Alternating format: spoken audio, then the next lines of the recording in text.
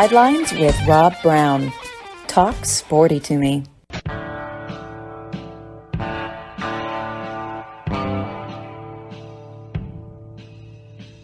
All right, lots to talk about today. Sidelines. Man, what a day. Wednesdays, college football, basketball, baseball blitz. Rob Browne here with you. Dudley Dawson, hogville.net, joins us in the first segment. Then Johnny Ballpark Franks from Nashville checks in with his insight and wit, wisdom. He truly has it. Top of hour number 2, Ben Troupe will join us, ESPN Coastal over in Savannah, get his take on the world of college football and sports across the board with an emphasis on the Southeast. And in the final segment, Tommy Kane will check in from Atlanta with the ACC report. Basketball, most teams have 4, maybe 5 conference games left. Before you know it, we're going to have conference tournaments. Follow us on Twitter at sidelines_live. And hey, grow the show. We need your help. Go to the sidelines.live website, hit that orange P Patreon button at the top. $5, $10 a month, whatever you can do. We are growing, and we're going to do some great things. We have a lot of people listening. We're very, very blessed. We have great guests. Again, folks like Dudley Dawson. And Dudley, you've got a great background in journalism. And you and I both know this. What will get you in trouble in anything, which will draw the ire, the wrath of the national media and have them descending upon your town, your campus, like vultures after a week-old, bloated, dead cow carcass in the summer, is a cover-up and misleading people. And I can't think of a bigger cover-up than the talent that Arkansas has had on that bench this entire year, and it's now beginning to show and flex its muscle. Let's talk about that Razorback game against Georgia last night. That is not where I thought you were headed with that. Yeah. And I've got a lot to say about that other thing. Yeah, too. We're going to. I just wanted to play a little game there. Yeah, Jalen Graham is a guy who has certainly been a great player for Arkansas here lately. Coach Musselman would talk about his lack of rebounding, lack of playing defense as reasons he wasn't on the court. He's improved those. That's a great act of coaching. Some people won't see it that way. They'll say, well, why didn't he play all year? Well, he's got him to do exactly what he wants him to do now. And they're pushing toward the postseason again, just like they have in so many years. 7 of 9 now since starting the season, 1 of 5, in SEC play. Also, Nick Smith, who had 26 last night, showed last night why he's thought of so highly by the NBA folks and by people who have watched him here in Arkansas. And while Arkansas has a brutal schedule coming down the stretch here, Alabama, Tennessee, Kentucky, it is, they're playing their best basketball right now. That's a cliche used by coaches and media and fans a lot, but it is true right now. I mean, that was a destruction last night. Yeah. Well, what's really impressive is you look at a player who was held out half the season just a couple of years ago. Remember Sharif Cooper at Auburn. Michael Porter at Missouri. Yeah, and when you do that, and then they come in, halfway or more than halfway through the season, you always wonder what's that going to do to the chemistry of the team. Could be a positive, could be a negative. But, man, Nick Smith, Jr., 26 points. That tells you and me and everybody listening, he's been keeping himself in great basketball shape. And Eric Musselman now has what? I think you said it last week, and even Joe Klein said it as well. In the last few years, Eric Musselman's had maybe one freshman he's really leaned on. This year he's had 3. Nick Smith now is 4. And they're 8-7 in the league. They may get really hot if they close out with 3 straight wins, finish 11-7. They're very likely going back to the deep. They're going to make another. I'm going to predict it. They'll make another deep run. Well, certainly a possibility. And, like I said, it's a tough schedule. I don't know if they can win out, but certainly, they have Kentucky here as well. Tennessee has slid a little bit, obviously, but they're losing close games. And we know how good Alabama is, although we'll talk about that in a little bit. Things that are going on down there could affect them, although they've been a great basketball team this year. I just think that, for all the acrimony that's been around the Arkansas program this year, because they've not been, as many of us thought they would be, a top 5, top 10 team for most of the season, I do think they're getting it together right now. And there's one thing I want to say while I'm sitting here. I had the opportunity to watch these kids play a long time before they ever stepped foot on campus. Really, I don't know that most of my work covering them been done by the time they get up here. But for all the acrimony surrounding Nick Smith, his dad, Nick Smith Sr., and Nick Smith Jr. himself have been great to me over the years. Mr. Dawson this, and I think he's a great kid. It's pain to me the abuse that he's taken, for not playing in situations like that. And I don't care whether he scores 1 point or 26 points or whatever. Mm-hmm. What I'm telling you is the kid has always been a very, upfront, polite, well-mannered young man who has been in a spotlight that not many of us could have handled. And, it says a lot more about the adults who go after him than it does about him this season, is what I'm saying. Well, you got to remember, and I'm not telling you you've got to, but there are a lot of bitter people who's, they live vicariously through these kids. But, yeah, some of the comments, they're rough. And that's why it's so much more valuable and meaningful when you talk to someone like you, Dudley, that knows the family, knows the kid, knows the father, and has, what they call street credibility, where it says just people splattering stuff against the wall and hoping it sticks. And you can destroy people's reputations by doing that. And that's kind of leads us down to what you wanted to talk about. I made the opening comment, but I wanted to talk about that 97-65 Hogs win. But Tim, that was impressive last night. And you know what? I'm going to get your take on it. Well, I watch a lot of Law and Order, but it doesn't make me a legal expert. Yeah. I haven't been around Brandon long enough to know what kind of kid he is, but I do know that if you give somebody a gun, that there's likely that ends up killing somebody. There's likely going to be charges. If his name was Dudley Dawson, I bet he's sitting, looking for a lawyer right now. If that happens. And I'm not naive enough to think that if he was averaging 3.2 points a game, that he wouldn't be suspended. I've always liked Nate Oates, and I thought he's handled this situation really well up until yesterday. He came back, with his comments in the second statement and kind of clarified them a little bit. But I think that that's the case of him doing a great job for the most part during this, unprecedented situation, unless you look back to the Baylor situation as well. And again, I'm not sure what charges there should be, but I know that you can't just brush it off because somebody died as a wrong place, wrong time deal. Yeah. For all indications, the allegations are that the young man, who's an incredible basketball talent, which should have nothing to do with the legal process, brought a gun to another young man who handed it to another young man who shot a woman and she died. Those are the facts. That the tail end is the facts. She's dead now. How all that, everybody's innocent until proven guilty. I do believe in that, but it's just a situation that, again, I want to credit Nate Oates for how he's handled it for most of the way. But yesterday was, not his best moment. He knows it, and I'm sure he'll address it. He's a man beyond a coach. He's a man who's dealt with a lot of stuff in his life. His wife has got through breast cancer and stuff like that. A lot of things. I think he's a great coach, and as I said, I think he's done a real good job handling this. But yesterday was not his finest day. No, and talking to people that I know that live in Tuscaloosa, they'll tell you from the outset, they knew the story, and now it's all coming out.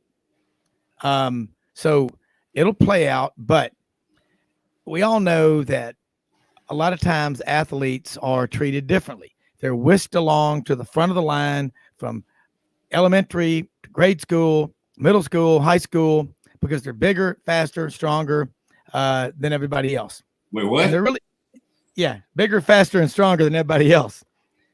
And so a lot of times, typically they're never held to account. And all of a sudden, they as they get older, you go into college or the NBA, the stakes get higher.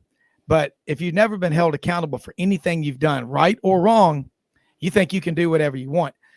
It's going to be interesting to watch this one play out. But yeah, I figured Alabama would be, have their legal or their compliance people speaking, and that you would just say, it's a legal matter now. It's out of my hands. All I can tell you is what I'm doing on this team. But knowing what you know now, would you suspend Brandon Miller for the rest of the season? Does he ever play another game of basketball for Alabama? I mean, those are some questions that are going to be asked. And tonight, Alabama plays at South Carolina. We're going to find out, aren't we? Yeah, and I'm not making a pithy comment when I say I watch Law and Order. I do, you're smart. A lot about legal maneuverings and stuff, but I do not. I never tried to knowledge or say I'm the smartest man in the room. I do know that in my head that when somebody brings a gun to an event where somebody ends up dead, that in my head there should be charges there somewhere. And I would say the same thing if it was a young man here at Arkansas. There have been plenty of times over the past 42 years since I've been up here when athletes at Arkansas have gotten in trouble. Nothing to this situation, but that have been suspended or it's been, hid, different things like that. But again, I don't know legal wise what it, and I'm going to study up because that's what I need to do. If this is part of my business now, is charges on, that relate to murder and stuff, and I've got to learn that too. But I'm just not smart enough to know off the top of my head what the charges should be. But it just seems like there should be something. And should he be suspended again? It's an unprecedented situation. Certainly, down in Baylor where somebody shot a teammate and all that, maybe it was a different situation.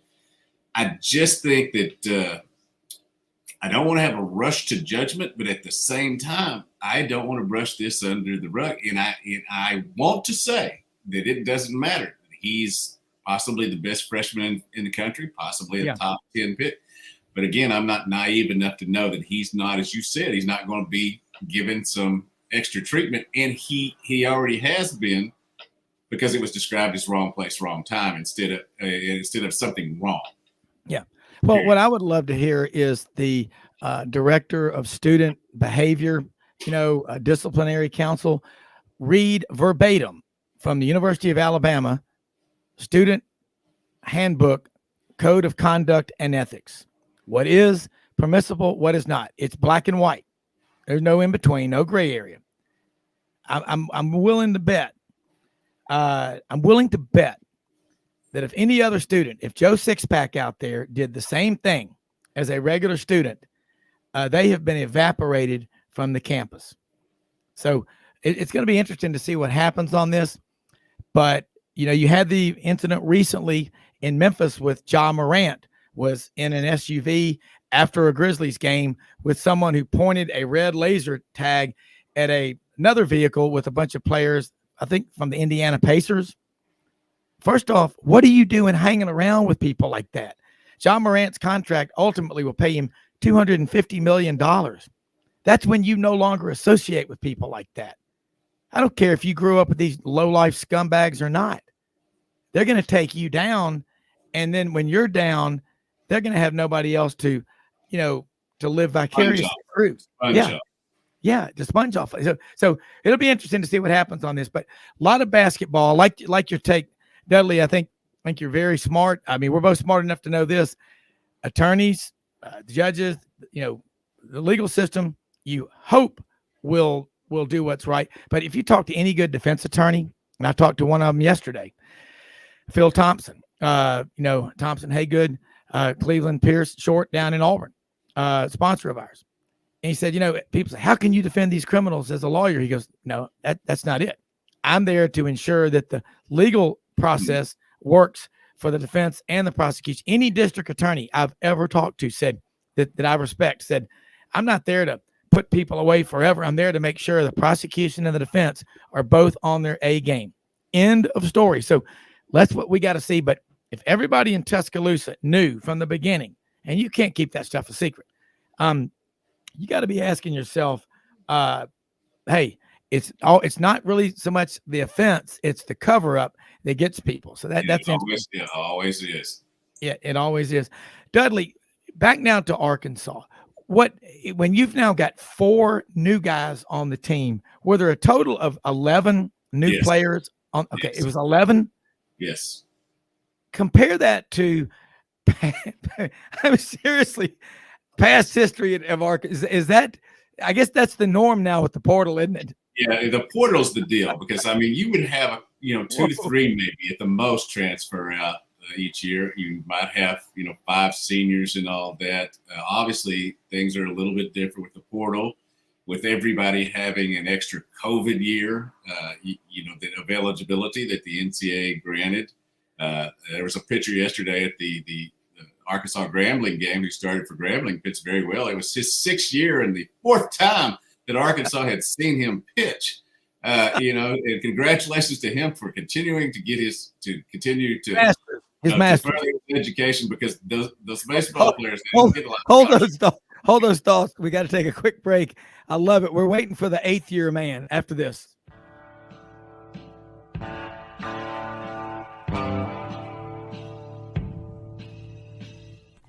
Red River Ford and Toyota, located in Wynne, Arkansas. If you're in the market for a new or used car, truck, or SUV, call, go online, or drop by and see them. Located 45 minutes from Memphis, go off the 4-city exit on I-40 and go north about 15 minutes on Highway 1. Easy to work with and still believe in customer service. If you live out of town, they will deliver your vehicle to you. RedRiverFordToyota.com. Just see what they can do. Strengthen your seed zone this spring with quality tillage equipment from House Industries. Located in Cherry Valley, Arkansas, House Industries specializes in manufacturing superior equipment that will minimize your downtime and keep you working in the field. To ensure the highest quality control, all design, fabrication, and testing takes place in a 99,000 square foot manufacturing facility located right here in the heart of the Delta. Locate your nearest House equipment dealer online at houseindustriesinc.com. House Industries, breaking ground. Sidelines with Rob Browne. Talk sporty to me.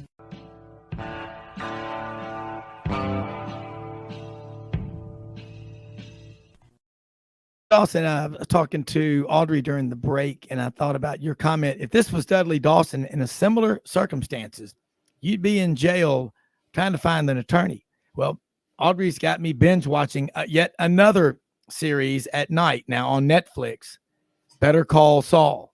Oh, yeah.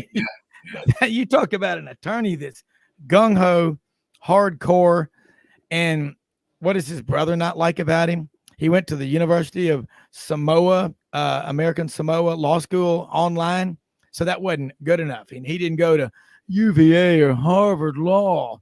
Yeah. I'll tell you, a great story I heard about lawyers was a friend of mine with a very, very really well-known firm in Memphis. He's a partner.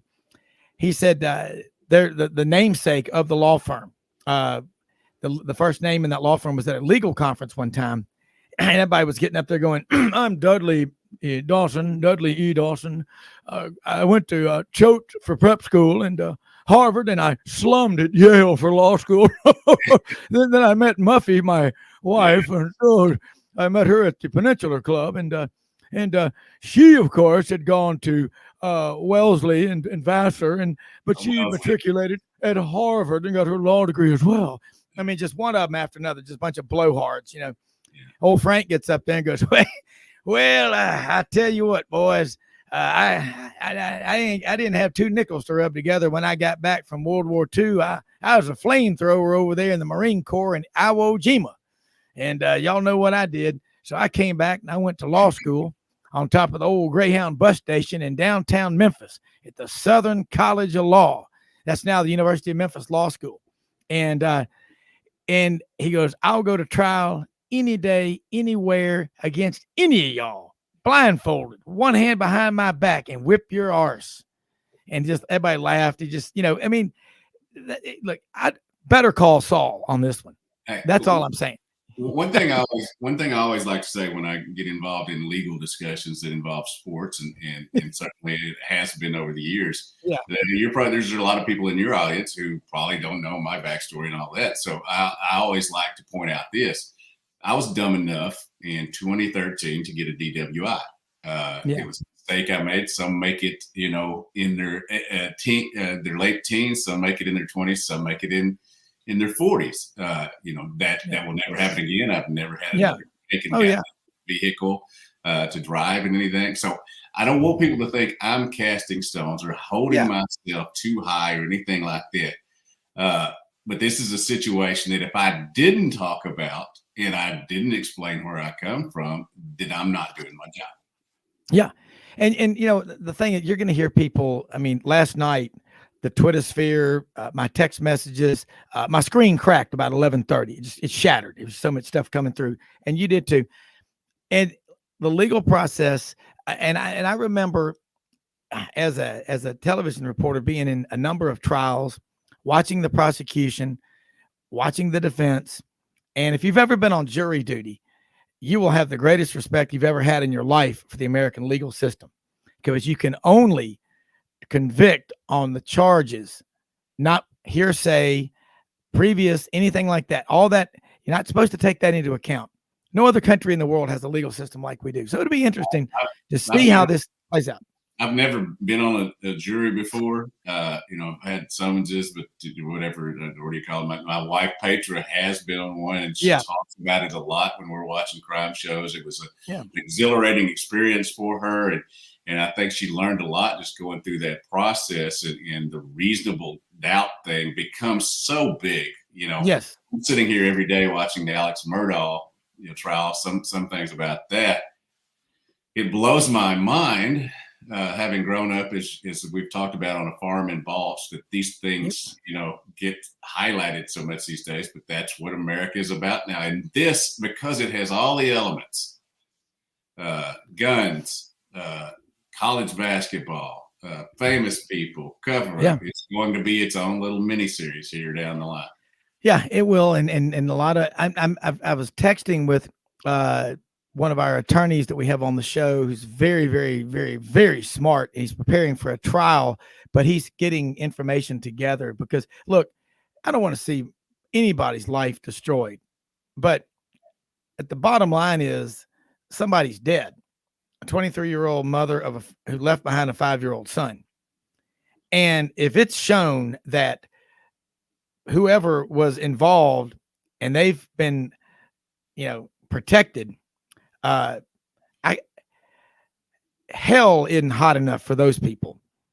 And there's going to be a lot of trouble out of this. And so we'll see what happens. But if I were Nate Oates, I would just say, you got to refer everything to their legal people. So, now we got basketball. So let's pull back in and just hopefully the legal process will do it right. I believe in it. But I tell you one thing, it's always the cover up that gets people in trouble more so than anything else. And if that's what's going on, watch out. Dudley, HAWG's got 3 conference games left at 8-7. Bottom line for this team, with 11 new guys on here, 6 new guys, how many of these freshmen do you think are one and dones? We know Kentucky some years has a flip of the roster, but this is the most experienced team Calipari's had in a long time at Kentucky, and they're still struggling. What is it? How dangerous is it to bring in such talent and then 3 or 4 of them leave, or one of them leave? But again, even further, look at Auburn. How good would Auburn be with Jabari Smith and Walker Kessler coming back this year? And one of the other guys that left, and went to Arizona or Arizona State. It's an interesting story. I want your take on it. Well, this is I think a thing that is not going to have to be worried about too much longer, because from all indications, the NBA is going to drop it back down to these kids being able to go out of high school now that they have the G League revved up and all that. That will be another option for these kids who aren't able to sign the lucrative contract. So it's not going to be a problem down the line. However, that being said, Anthony Black is definitely going to be a lottery pick from all indications. And these are not my opinions. These are people I trust that have been NBA coaches or NBA scouts or with teams. Anthony Black will be a lottery pick. Nick Smith will still be a lottery pick. And then Jordan Walsh is a young man who I think we thought coming in this year that he would be one as well. He's had an inconsistent season. He's going to have a decision to make, as well as Trevon Brazile, who is the young man who transferred from Missouri, who was playing so well when he got hurt with a season-ending injury. I think his stock has dropped down. My guess is he'll come back another year, rehab that leg, and put up great numbers, and then go high next year, as long as Ricky Council probably being a second-round pick from all indications. As far as, how you coach one and done, that's never been a thing here that people have had to worry about too much. Yeah. Bobby Portis and Daniel Gafford and a few others have played a few years here and been able to go on.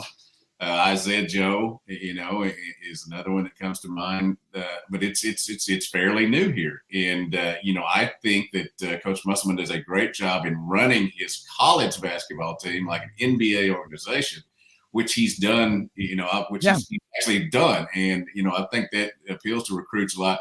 You go get as much talent as you can, and you have them here for as long as you can. And then if they leave, you go get some more. And he's proven that he'll do that, whether it's from the high school ranks or whether from, the college ranks with the transfer portal. He's got 2 5-stars coming in here next year in a point guard, Layden Blocker, and Bay Fall, a 6'10" kid. So, it's just a continuous thing here.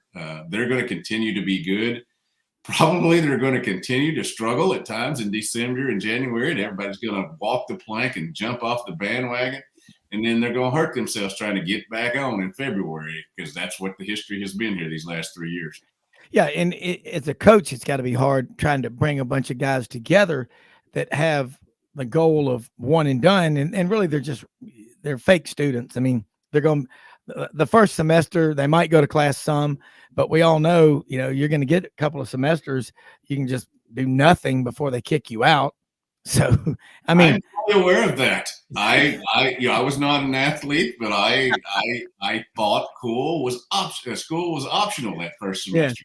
Yeah. My first quarter was not good, and I got pulled home for winter quarter, and was told by my parents that you watched Animal House way too many times, and you do that again, maybe the Marine Corps will pay for it, but we're not. So I got the message, made A's and B's, and went back in the spring, and back in the old quarter system at Auburn. But yeah, it'd be fun to watch. Dudley, about out of time, and I'll let you go. But tell people how they can follow you. Want to get you. Hopefully, we want to get you on one of these roundtable discussion this Saturday, which we love doing, because this is going to be talked about a lot. But tell people how they can follow you, keep up with your great work. You're a gifted journalist, and we've got a lot of young guest writers and journalists on here. And I tell them to come on if they can, watch what a Dudley Dawson, a Buddy Martin, Tony Barnhart do. Trust but verify, correct? Right, absolutely. And you don't have to be first; you just have to be accurate. And right. If you can be accurate and first, that's great too. But in this day and age, during what's called sports journalism, and I always say I got a major in broadcast journalism and a minor in political science, and I'm disappointed in what both of them have become, some of the elements. But I work for hawgbill.net, Lanny Beaver's message board. He's done a great job. It's free because we have a lot of great advertisers. Again, hawgbill.net. I'm writing basketball stories Fearless Friday high school basketball stories right now on Fearless Friday, which we cover baseball and football as their seasons go along as well. And then Dead Sports is my Twitter handle. Twitter is great and also the bane of my existence at times. And that's Dead Sports, DED Sports. And as you know full well, the might be some talk about the Cardinals, Cowboys, Celtics, Manchester United, the Las Vegas Golden Knights, but also a lot about the Razorbacks and things I have observations on them and stuff, but absolutely in no way any politics.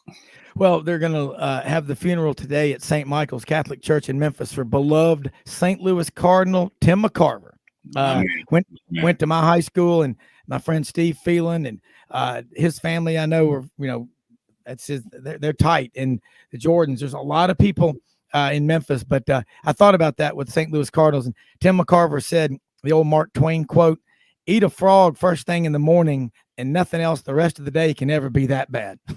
Yeah, and I agree. And he, I know there's some that didn't like him as a commentator. I don't understand that, but to each his own. But he was a great man, did a lot of great things with causes and in different things.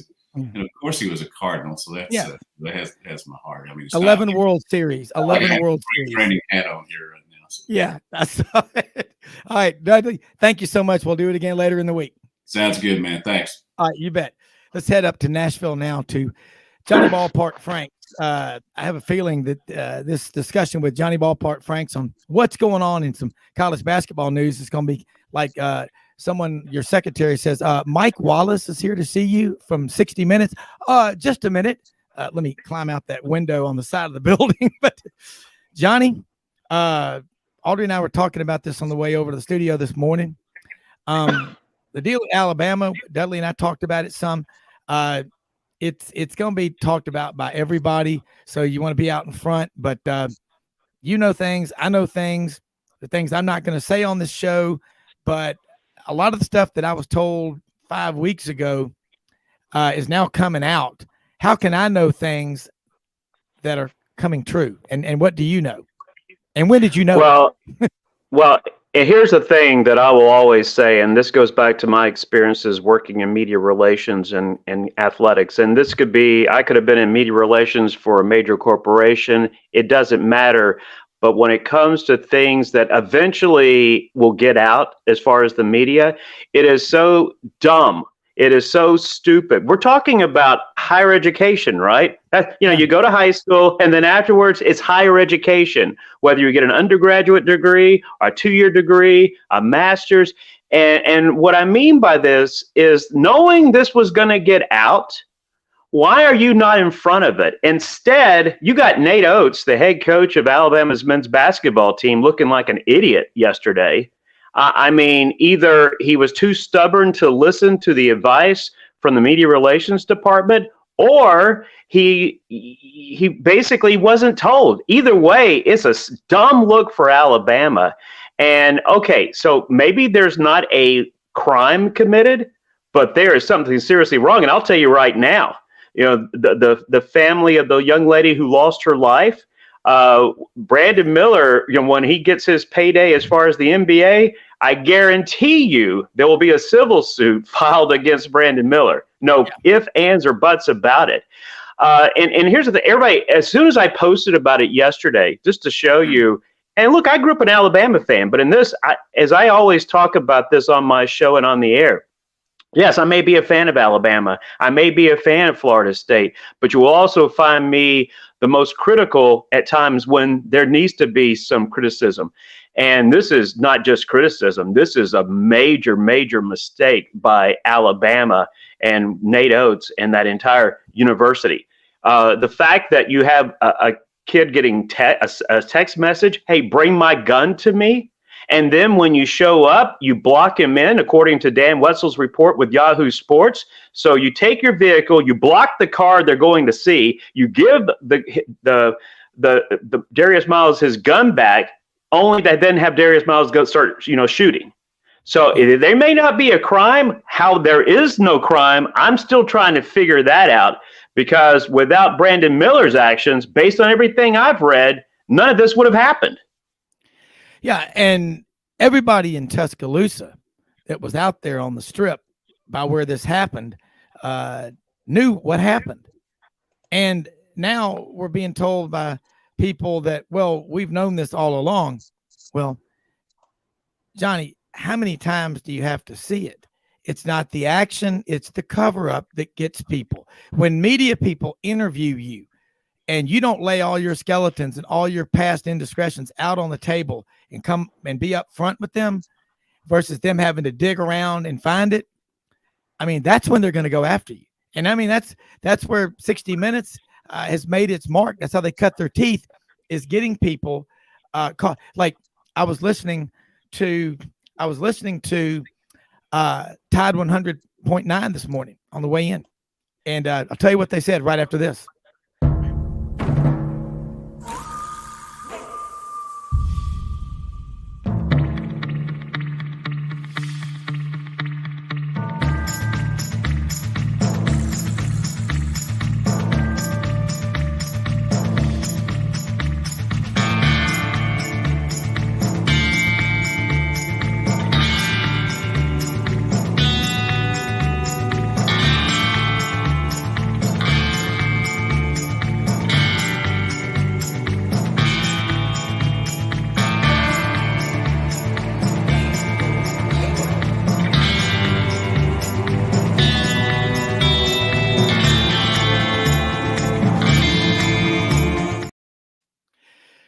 Johnny, it's just interesting when you think about all the stuff that's coming out, but I can't imagine. I mean, you would at least would turn everything over to your compliance people, your attorneys, or whatever. But 5 weeks later, all this stuff is coming out. It's just I don't see it ending well. I mean, I'm gonna throw it out right now. Brandon Miller, when I found out this information, if I'm head coach, if I'm the athletics director, if I'm the president of Alabama, Brandon Miller had played his last game for the Crimson Tide. Yeah. That's how serious I find this. And the fact that he didn't commit a crime, I'm sorry. I mean, are wins that important? Is being a team that has a chance to win a national title that important? At what cost? And this is coming from not an Auburn fan or a fan out of a team outside the SEC. This is coming from somebody who knows probably more about Alabama basketball than most of the listeners. Yeah. But I just do not tolerate these kind of things. And the fact that just because technically there's no crime to be charged here doesn't mean that there's some serious things that were done wrong. Not just one. But we're talking about a couple of major mistakes here that cost somebody their life. Well, in comparison, in the interest of full disclosure, I am an Auburn graduate, but I'm going to be fair about this. I mean, I have a lot of Alabama friends, and they are as angry as we are. I mean, or more so. And I will say this, I'm always much more critical of my school than I am any other school. That's how I am. I will never, ever,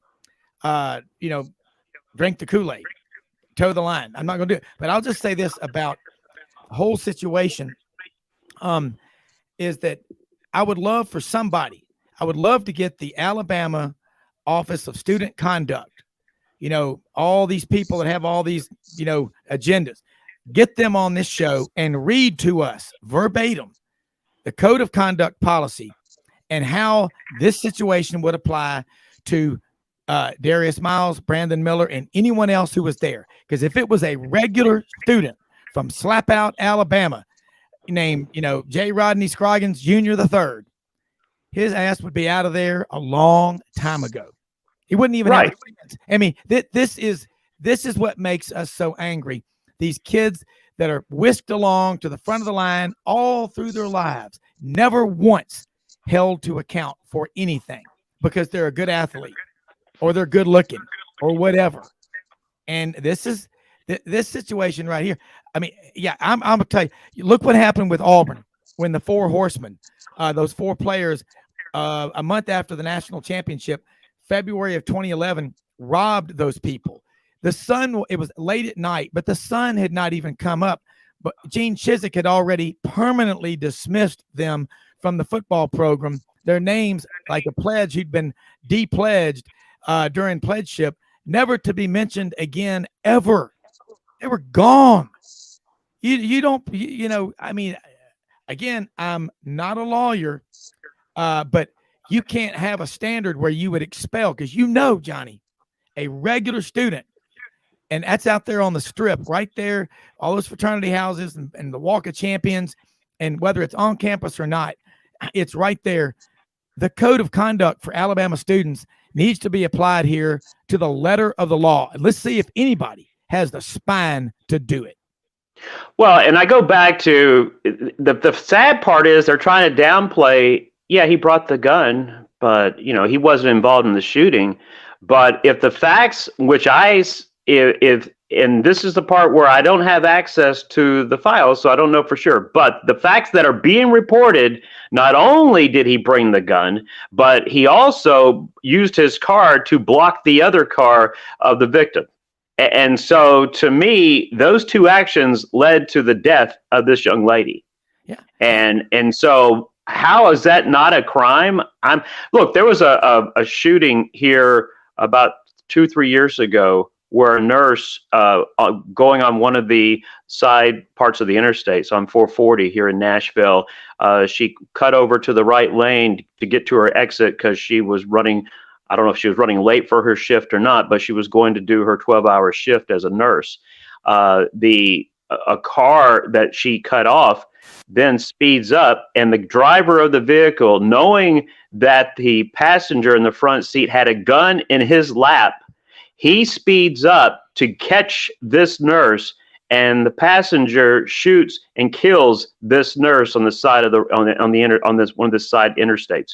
And we've just had the trial recently, and the driver was found not guilty. I'm still trying to figure out that one, how this jury could not have found that person guilty, knowing his actions, speeding up the car, knowing the passenger had a gun in his lap, and yet he is found not guilty. So there's a lot about our judicial system where there's no justice out there for victims. But I go back to this particular case, and all I need to know, yes, there's no trial yet, but if I know the facts and these facts are there, and Nate Oates in Alabama has known these facts, this player would not have played another game for me ever. Yeah. I mean, they're going to play at South Carolina tonight. Yes or no? Does Brandon Miller run onto the court at opening tip-off in Columbia tonight at Colonial Arena? How do you not? I mean, how fake and hypocritical are you if you've allowed him to play to this point and you've known all along the facts, and then now you're going to sit him? Why? For pressure? Here's the other part. Yeah, I know why they're not doing it, because, Brandon Miller is going to be a lottery pick, coming up, not unless all of this changes his status. But, as far as talent-wise, he's a lottery pick in the NBA in the summer draft. And so Alabama wanting to keep now funneling that kind of talent in, are you afraid that you won't be able to get that similar talent if you do something with Brandon Miller? My thing is, if I'm a family and I have a son good enough to play Division I basketball, I would not want my son to play at Alabama based on this show, because to me, this defines and shows your character. And right now, there seems to be a lot of character lacking in Tuscaloosa involving this men's basketball program. Yeah, and I just can't. If I were Alabama, I would just have Nate Oates say, you can't comment on it. Our attorneys, our compliance, our legal department, this is a legal matter. That's what compliance is there for, is to say, you can't talk about that. You can't go on a radio show if you're a financial advisor and guarantee people are going to double their money if they invest with you. That you're done. You can't do that. So in the past, I thought there was a term in the legal world called accessory to a crime. And we're going to see if that's applied here.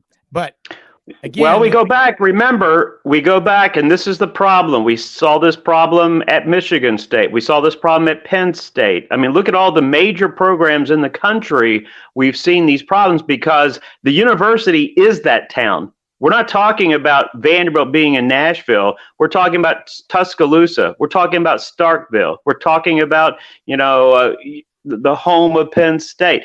The bottom line is, these universities have so much influence and pressure in these towns, and we basically talking about the biggest employer in these towns as well. And most people are afraid to speak up because their livelihood, their jobs. I mean, we see what the posse is like out there if they disagree with decisions made. Look what happened at Penn State. Great decision, by the way. Joe Paterno should have been fired. Anybody who makes stupid statements like, what did he do wrong? He didn't kill anybody by getting arrested for DUI. A serious comment made by Joe Paterno. So forget about what happened with Coach Sandusky, although he was no longer employed. Joe Paterno had to know. Everybody knows in these towns what's going on. It's just like everybody wants to defend Art Briles' son. His son never, ever, ever should be coaching college football, should be coaching high school football for that matter. He never should have and the fact that, he said he didn't know. Yeah, I'm not buying that whatsoever at what happened at Baylor. But this is why, and my guess is there's peer pressure and there's pressure being put from a political standpoint there in Tuscaloosa. I'm talking about somebody's afraid that they're not going to get reelected if they make the decision. Because remember, Alabama, this is historic territory there, and this is only the 11th week ever that Alabama has been 1, 2, or 3 ever in the polls as far as the college basketball poll. And this is a poll that dates back to 1948-49. Alabama's football team has been number 1 more times in a season than Alabama's basketball has been 1, 2, or 3 in the history of their program as far as the history of the AP poll. Yeah, and speaking of coaches who have said things not even close to what's happened here, what happened to Urban Meyer at Ohio State just a few years ago? Oh, exactly. And look, these situations we saw it similar at Maryland. I mean, Michigan State, to me, the fact that they knew what was going on with Larry Nassar for 20 plus years and did nothing about it. Yeah. And I mean, to me, it's sickening. And then you got the former governor, who is then the interim president, could not care less for the victims of Larry Nassar. And yet, why? Because we're protecting the brand. We talk about this all the time with the NFL and these conferences. These schools are no different. And this is the part. I love sports. I know what sports can mean, and what it can do for individuals and how the lessons they learn by participating in sports, how it carries on and helps them for the rest of their lives. Because very few people actually make a living with sports after their playing days are over. But you can utilize what you did and learn while you were in school, and that can have a major carryover effect for the rest of your lives. But the bad part of sports, this part of sports, I don't miss this whatsoever in my days working inside sports. Yeah, and I don't see how Nate Oates, I mean, I wonder, I don't dislike him personally, but his actions, lack of leadership, being out in front of this, the whole thing.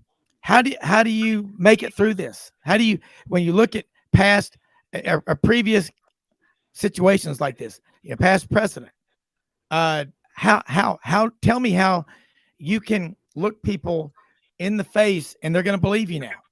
When Rob, here's what it should have happened weeks ago when they found out. The media relations department should have sat down with Coach Oates. I don't know if they did or not. And said, look, this is going to come out. First of all, I go back to what I stressed before. Alabama should have been proactive about this and go out there with us. Instead, what were they hoping that it wouldn't come out until after the season was over? But somebody should have sat down. Coach Oates, eventually you're going to be asked this. You need to be prepared, because there was nothing about preparation. I mean, what do coaches always talk about as far as athletes, as far as on the court, on the field? Always be prepared, buy into the process, be ready for each play, right?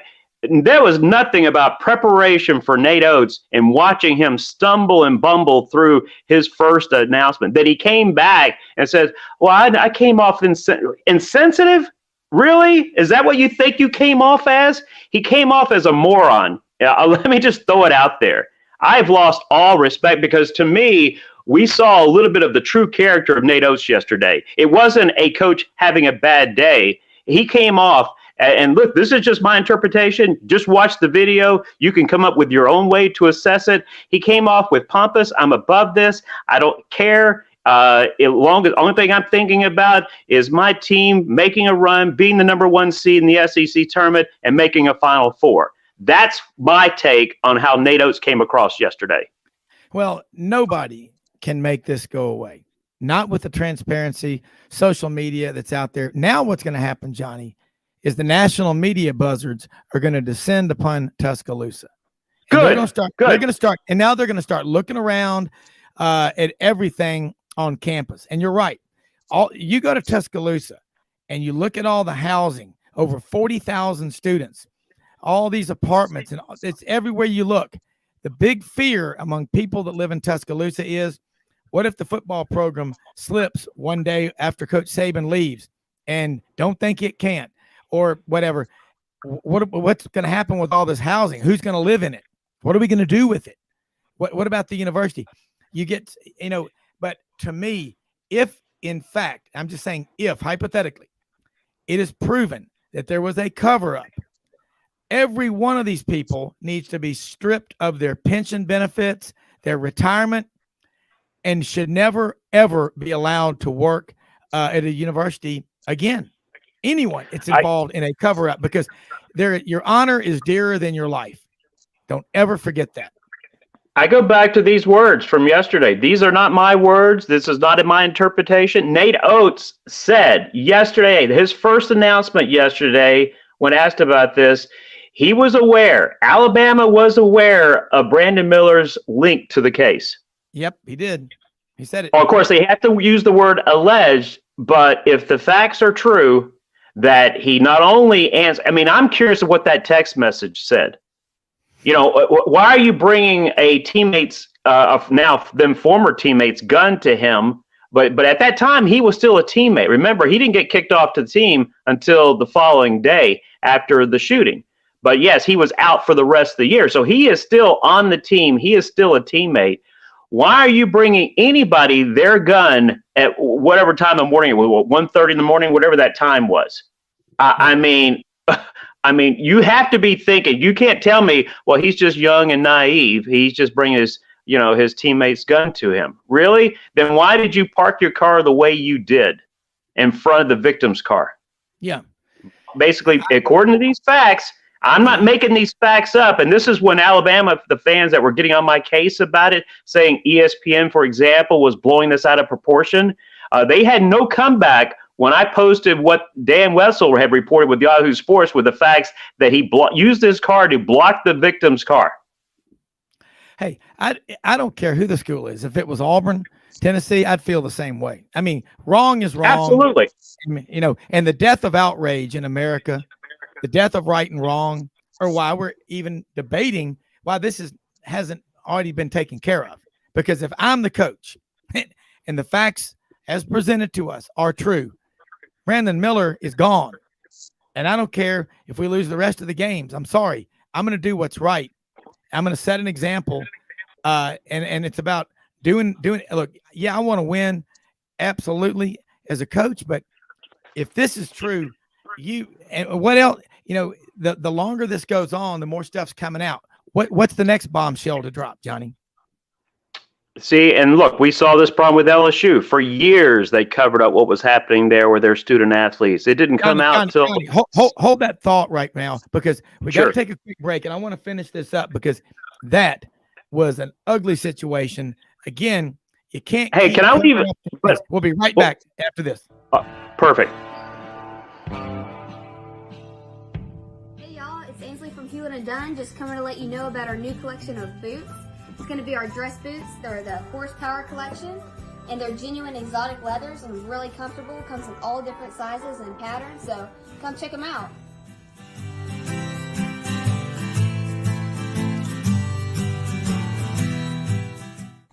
Red River Ford and Toyota, located in Wynne, Arkansas. If you're in the market for a new or used car, truck, or SUV, call, go online, or drop by and see them.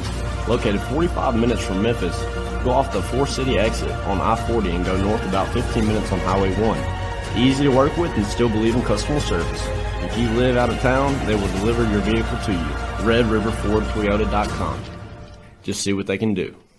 Strengthen your seed zone this spring with quality tillage equipment from House Industries. Located in Cherry Valley, Arkansas, House Industries specializes in manufacturing superior equipment that will minimize your downtime and keep you working in the field. To ensure the highest quality control, all design, fabrication, and testing takes place in a 99,000 square foot manufacturing facility located right here in the heart of the Delta. Locate your nearest House equipment dealer online at houseindustriesinc.com.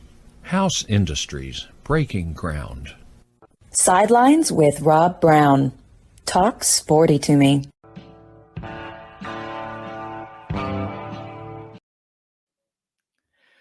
Johnny, you were making points about the LSU situation. Carry on. Well, I was just going to say, the things that was happening in 2011, 12, 13 under Les Miles and the culture and the cover-ups didn't even come out until 6-7 years later.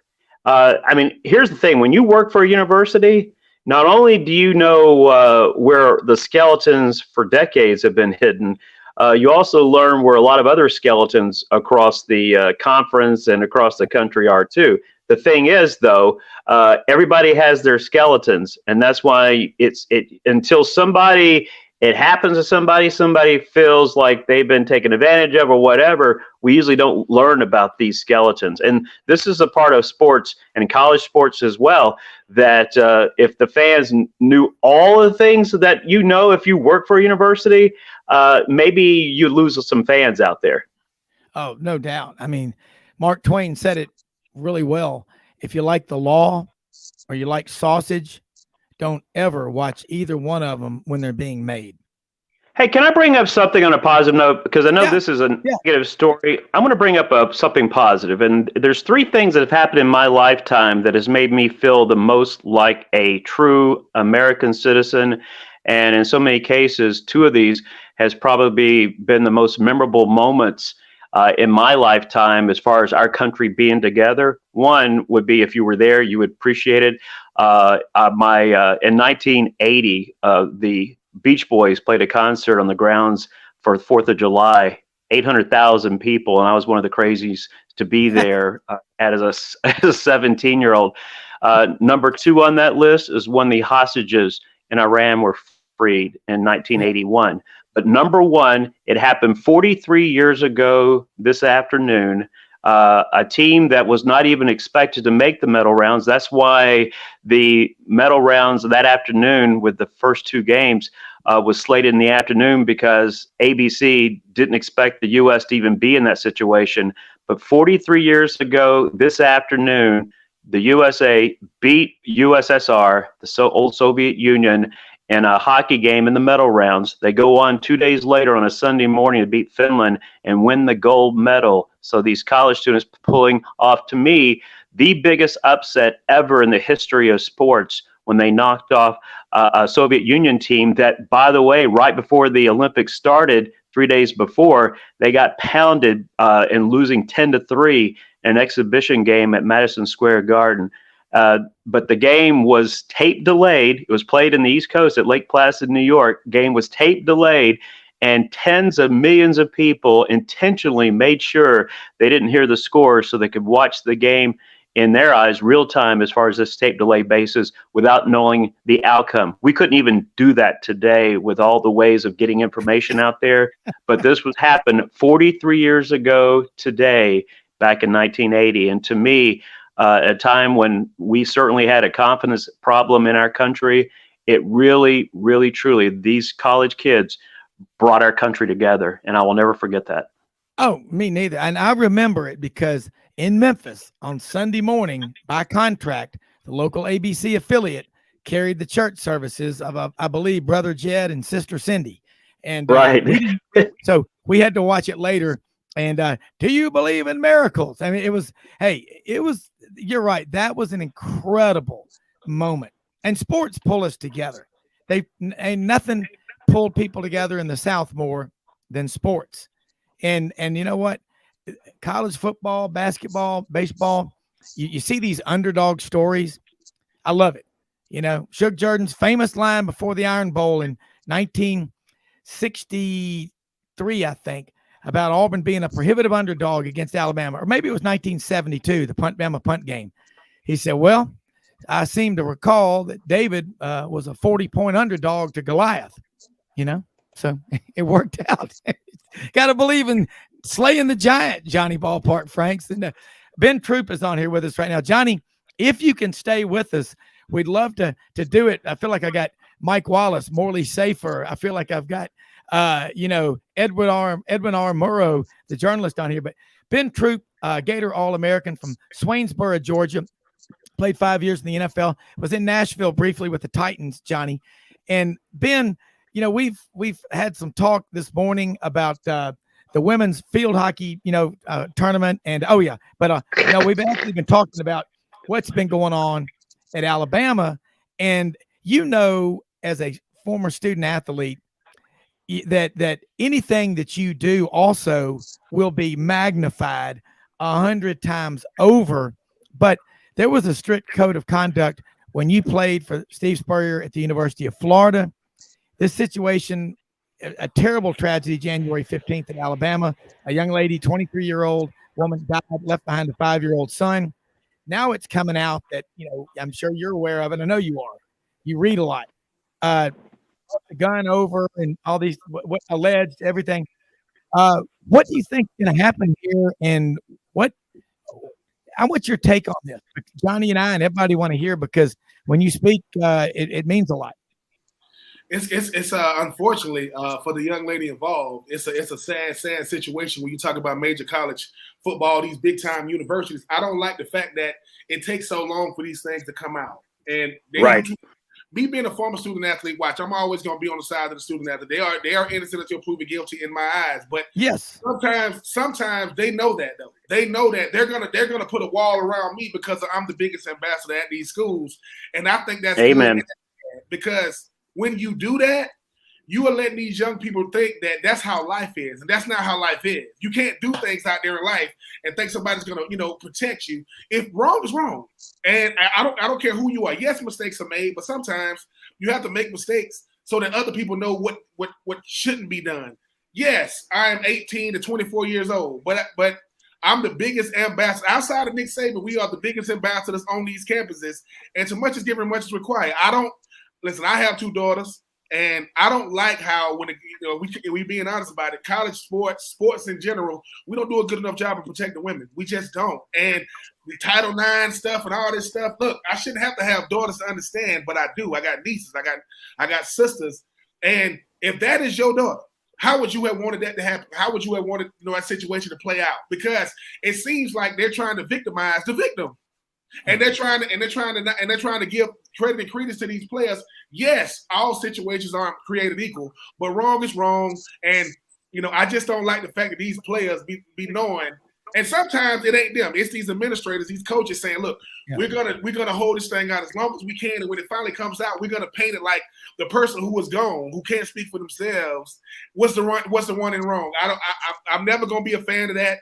And like I said, I mean, if you could deal with the praise you get and the prestige you get, you got to deal with the consequences, because everybody ain't you. You're ordinary. You're just not normal. And I just don't like every time these situations comes out, it's like they're trying to protect the brand, the school, the players, and you forget about there's a human being involved that left a child behind. I'll never be on the side of that. Yeah, Ben, I don't like. First of all, let me say "Go Noles" to you. Second, watch out, boy. Secondly, I look at it this way. In my days working in media relations, I brought this up. I hated the prevent defense. I was always wanting to being proactive in situations like this, and the fact that Alabama. Are you that dumb to think that this was not going to come out? And there's some things that you criminally don't have to wait for. And I'm sure you heard this expression often in your playing days, especially when you were in college as a student athlete. It is not a right. It's a privilege to represent a school on a baseball field, on a basketball court, on the football field. It is not a right. It's a privilege. And to me, when Alabama got the facts and found out Brandon Miller's role in this situation, to me, he would have played his final game for the Crimson Tide. Everybody knows he's going to the draft this summer.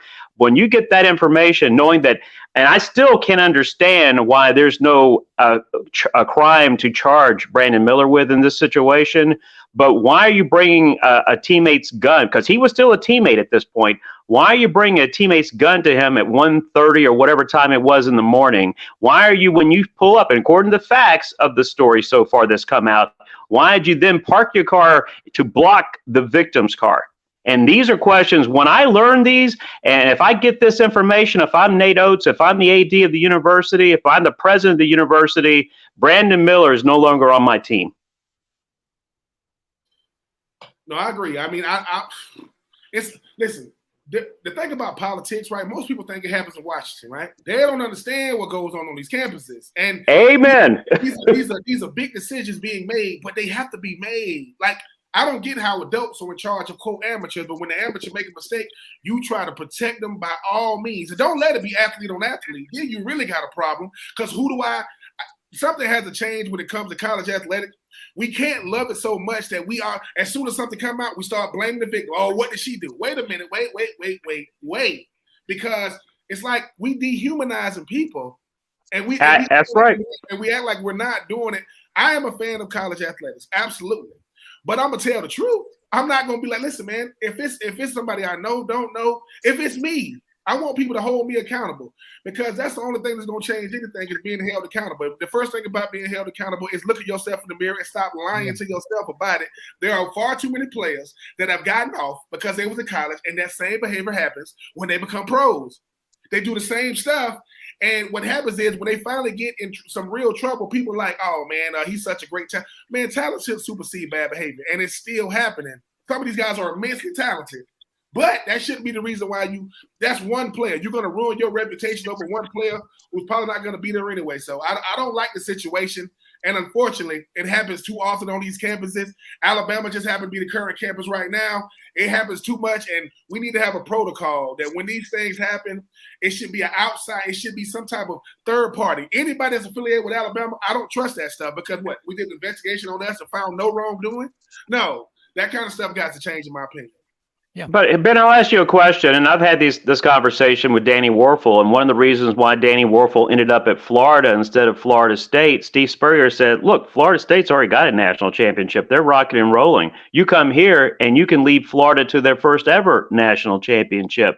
So let's just say that particular year, that national championship run, we find out there's some players for the Gators were doing things that maybe it wasn't quote unquote a crime to be charged, but there were things that were certainly very questionable and somebody that you would not want to be representing the university. But because it was derailed a run to a national title, then do you turn the other cheek, per se? And remember, Alabama's basketball program has never made a Final Four. Has only been ranked in the number 1, number 2, or number 3. This week is only the 11th time in the history of the AP poll that the men's basketball team has been in this situation in the first place. And so at what cost do you make where you all of a sudden you're not the adult anymore? You're making decisions based on how this impacts me personally, financially. If I lose my best player, the team's top scorer, somebody's going to be in the first round pick in the NBA draft. If I lose him, how does that impact my team moving forward? And I think we all know the answer to that. Yeah, it's a complicated thing, because, when it comes to those type of things, Johnny, the bigger the player, the harder it is to get them off the floor. Like, the bigger they are, it's going to be hard to get them off. What they're going to do is they're going to prolong it. But I will say this.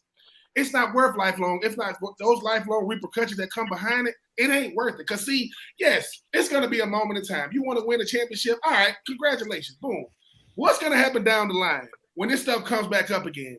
And people who didn't know about it start saying, wait a minute, they did what with what?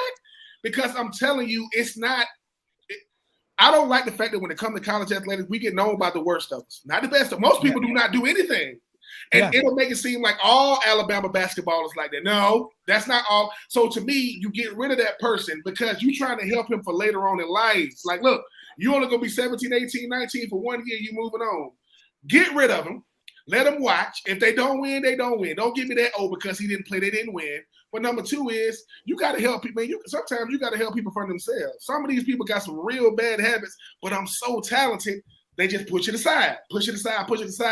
At a certain point, so you make too much money to not make these decisions, man. What are you going to do, lose a couple of dollars? Alabama has never made the Final Four. They've had Avery Johnson there. I mean, they've had some big-time players come through there. I don't think that the reputation is worth losing over a player who got some real bad habits and made a real bad decision. And like I said, we talking about him and the life is gone. So I'm just telling you, if we're the father of that daughter, we don't want to, man. If that boy run out there on the court, that's a problem, man. That's a problem because it's craziness. And the funny thing is, Rob and Ben, is the fact that, we get to be 18 and 19. Well, some 18 and 19-year-olds are really mentally and socially probably 10 or 11. Others, depending on how you grew up, me, when I was 18 or 19, I was probably more like 30. My dad died when I was 13, so I saw life a lot differently at 18 and 19 compared to most 18 and 19-year-olds. But I don't care what age you are, but if you're 18 and 19 or older, and if somebody, a teammate, a roommate, whoever it is, if they're asking you to bring their gun to them at 1:30 in the morning, there's not going to be anything good about that. It's not like, hey, can you bring me the textbook? I have a class tomorrow. You're bringing a gun. Why? Yeah. Well, loaded with one in the spout. Okay. Yeah, that's right. I got a Glock 22 40 cal, 15 in the magazine, one in the spout. That's what, it's for personal protection. But I'm telling you, 1:33 a.m., you get a call from a teammate. You just say, I'm sorry. You got to think about your future. And Ben, I'm reading your book, Uncommon, Unfinished. Man, Ben, it's a great book. Ben talks about his life growing up in the country in Swainsboro, Georgia. Ben's a great guy. Oh, Ben's a great guy. So I'll just throw the word. Even being a Florida State grad, I will throw that out there to Ben. Ben is a great guy. Hey, Ben, Chief Osceola is going to come see you on your birthday. No, Renegade. I don't want Chief Osceola. I don't want Cinnamon. I don't want the little horse either. Listen, if I show up outside and I see a horse with polka dots on it, with Chief Osceola, it's gonna be the first time he fall off that horse because I'm gonna pull him off. Hey, Ben, I'm gonna tell you though, your book, you talk about your grandmother and just your family. I mean, and your dad and your mom. And like you say, people are intimidated by your dad. There's just, and here you are on this show. You learned a lot of lessons. And like you said, they see, most of us college athletes don't do anything wrong. They see the worst of us. And that's right. And not everybody on that Alabama basketball team is bad here. I think the problem, it's obvious, is if there's been any kind of a cover up, at the end of the day, you got a 23-year-old young lady that died who left behind a 5-year-old son. Where is all the support to support that child? And what, he's not going to have a mom. You only get one mom in life. You can't, that's the way. We're going to talk more right after this. Ben Troupe, Johnny Ballpark Franks, Rob Browne after this.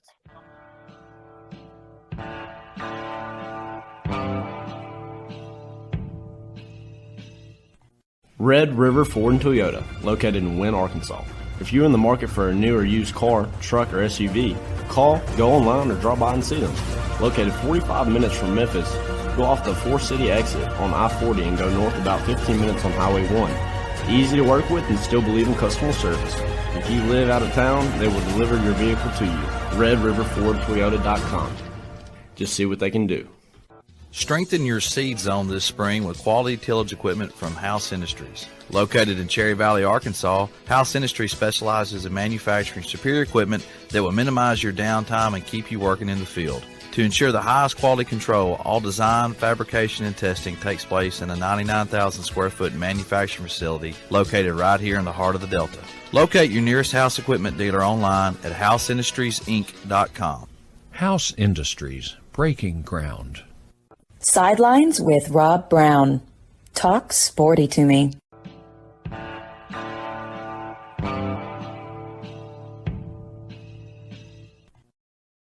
Right, Ben, I've already asked this to Johnny and Dudley Dawson in the first segment, but if you're Coach Nate Oates, Alabama basketball coach, do you start Brandon Miller? Johnny already said, hey, he's already played the whole season since January 15th. He's played every game as well. Or do you pull him, or is that a decision that may come from up above? Because we don't know. What did the Alabama athletic director know? What did Nate Oates know? It's obvious they're saying they knew about Brandon Miller's involvement from the beginning, and it's, again, alleged. The judicial process has to work its way out. But would you start Brandon Miller tonight at South Carolina? And what kind of reaction are the Gamecock fans going to give Alabama when they come on the court? Oh man, that's a complicated answer. But I mean, if he's been playing, it's a lot to unpack. If he has been playing, I think you do let him go out. I mean, the South Carolina fans are gonna definitely let you know they don't agree with it. But I think it should come from up above, because the thing about it is right. These athletic directors, they get all the information. They know every single detail, from the local PD to the sheriff's department. They know their own. Now, if it comes out that the young man was telling the truth, then we owe him an apology if that was the case. But if it comes out that he did what he was alleged of doing, he should have never went out there. He should have never gone out there. And that's the thing I don't get is, what's going to make this young man think that even if he did it, he's in the wrong? I never missed any playing time. Yes, I was on TV for a second. And since I've been on TV, you saw me on TV getting handcuffed, walking out the dorm room. The next time you saw me, I'm running on the floor. So in my mind, that's why I say amateurism is dead. You treat these players more like pro athletes than I've ever seen, because they got this big time representation now. I just think that when it comes to these situations, we need to act like these are human beings that we're dealing with, not just bottom line people. Hey man, this person helps our bottom line. It's one of the best players we've had in a long time. We number one in the country. So it's almost like saying, yes, we can't say they've been there before as far as Alabama basketball.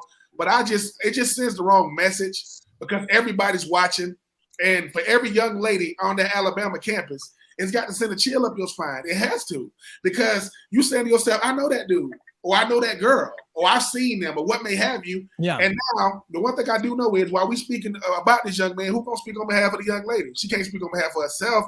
That's the part that I'm talking about. If there's any wrongdoing in this situation, the AD might be that whoever the AD is, they might be seeing their last days at Alabama, depending on how bad it is. That AD. Well, Ben, I was throwing this out too. If the facts are indeed true, you don't have to wait to a criminal trial. If there's no dispute that Brandon Miller brought Darius Miles' gun to him, if there's no dispute that when he pulled up in his car, he blocked the victim's car with his car. So not one, but two decisions made by Brandon Miller, if true, and Alabama knew back in mid-January that these facts are true.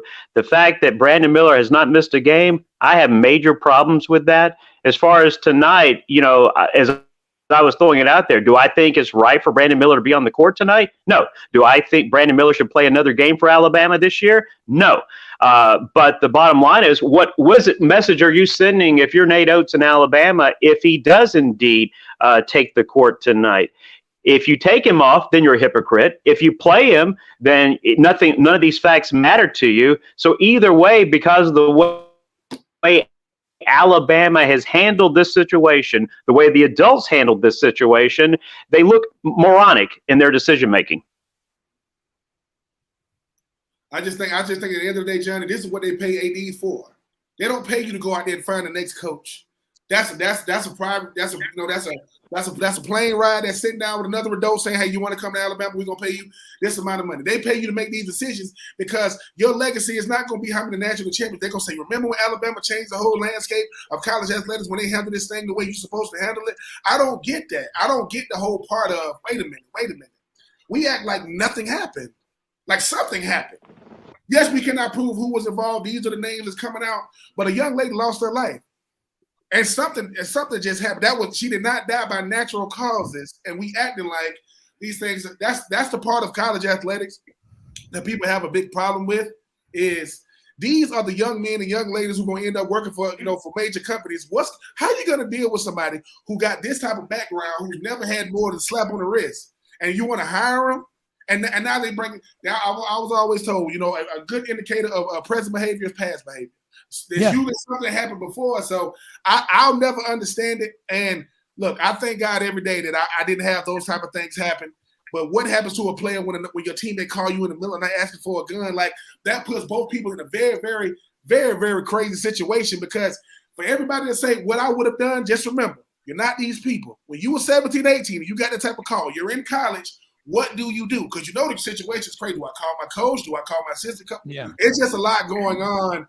It just shows why these coaches get paid what they pay, because you got to police 15 people all the time who all have their own way of doing things. They all coming from certain backgrounds, and what's abnormal to you could be normal as it get to that young man. So you are inheriting those type of people. You can't just recruit them to coach them. You got to break them down, figure out who they are, because if you think just because I left a bad situation, I'm coming to a great one. I've been in a bad situation much longer than I've been in this good.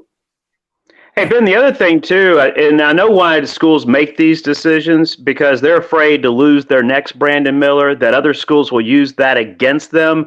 They should be concerned about whether it's a single-parent home or a home that has both parents. They should be concerned about those parents who are thinking, well, I'm going to turn my kid over to this coach and over to this school, and they make decisions like this. I don't want my kid learning these type of lessons.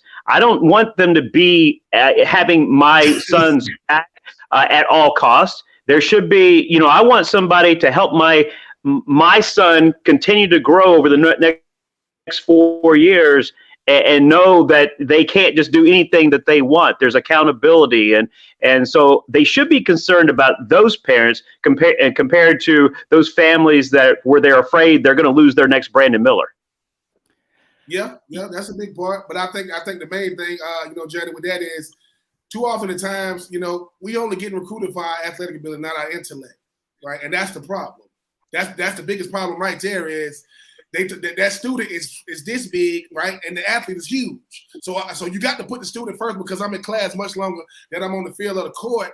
But I need to be shown the door. I was always told, listen, man, if you get fired, it shouldn't be a surprise. Your behavior or lack thereof at the workplace warranted that. In these situations, he's one player, right? And I get it, man. We got a shot.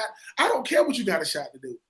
So I just think that they got it. Hopefully Alabama, which I ain't gonna bet the farm on it, that they're gonna do the right thing, because like I said, it's too many dollars at stake, and obviously all eyes are on Alabama basketball right now. Yeah. Oh, how long did players live in fear when they took showers at Penn State when Jerry Sandusky was on the staff? Oh man, that was horrible. And I tell you right now, the way they tried to cover that up, oh man, those people, they've all got box seats below. I can tell you that right now. They're all hanging out together, because you can't look the other way. Johnny, we're going to bring in Tommy Kane, ACC report. Tommy played basketball up at NC State and covers ACC Network, ACC Road Trip for a long time, Fox Sports in Atlanta. And jump in this round table. You're on with Johnny Ballpark Franks, Tommy over in Atlanta, Ben Troupe down in Savannah, ESPN Coastal. And I'm telling you what, man, interesting discussion about, everything in college. And we've gotten into the situation at Alabama with Brandon Miller. Now it's come out that he allegedly got a call at 1:33 a.m. Hey, I need you to bring my gun to me. And he took it over there, and it's now coming out that, well, we've known about this all along, but it just came out yesterday when there was another pre-trial, meeting. But what's your take on all this stuff? And I know you got something to say on it, and the whole world is waiting. Yeah, it's just an unfortunate situation all the way across the board, mainly first and foremost for the young lady that lost her life and the family that's involved with that. I mean, that's the tragedy here. I just think the way it's sometimes these things are handled in the college world, and because there is so much of an image for the university and the money that's involved and everything else, that a lot of times it gets muddied. The waters get muddied And people just got to realize that, like, it doesn't make any difference there if they're an athlete, if they're scoring 30 points a game, or if they're sitting the bench, or if they're the manager or whatever. It's not about the athlete or whatever. It's about the human being and what took place and how it was handled. I get upset about it a lot because I just think that these athletes, especially ones that perform well on the field, like Ben was saying, are kind of held at a little bit of a different esteem and different high regard. And I just think that ultimately they just got to be treated as human beings. And if they did something wrong, they get held accountable for it, no matter what they're doing on the fields of play. And if the school has to take a image hit or whatever,